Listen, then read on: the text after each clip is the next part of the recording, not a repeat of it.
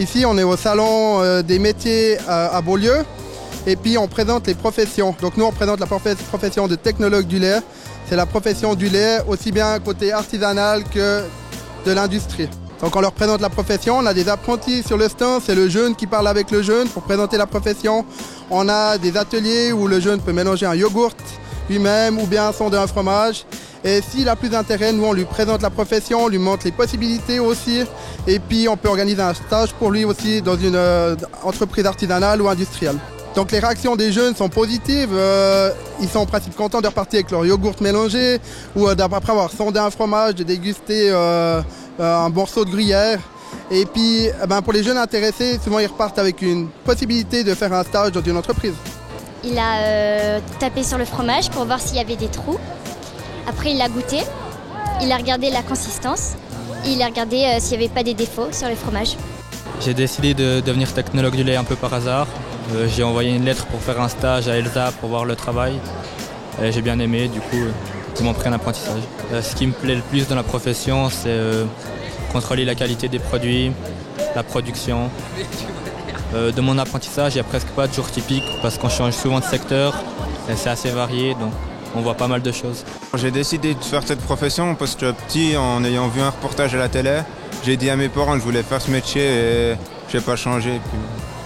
Les visiteurs se posent le plus la question combien de temps dure la formation et quelle matière on a dans la formation.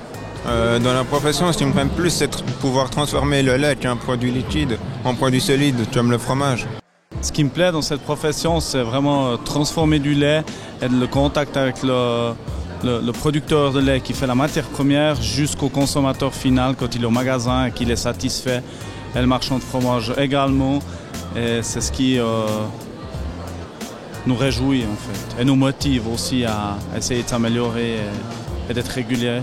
Les plus grandes chances, c'est le chemin, je pense, aussi court de la ferme jusqu'à la transformation et la sécurité, la confiance que mettent les consommateurs dans notre produit, qui est sûr. Le travail en artisanal, il consiste à transformer du lait, mais dans une petite structure. Donc on fait plutôt des fromages comme le gruyère ou du vacherin fribourgeois, du vacherin mandor. Et le transformateur de lait industriel, lui, va faire des produits industrialisés en grande quantité, comme les Elsa, Emi ou Crémeau, qui font des laits de consommation, des desserts, des yogourts, du fromage frais serré ou potage. Dans la branche de technologue du lait, il y a des débouchés. On a du travail à un bon technologue du lait, il aura du travail après son apprentissage. Et c'est un métier qui offre beaucoup de débouchés. On a une formation de base sur l'hygiène, sur la manière de travailler, sur l'automation, qui est importante et qui nous permet de partir dans tout plein de domaines aussi dans l'agroalimentaire.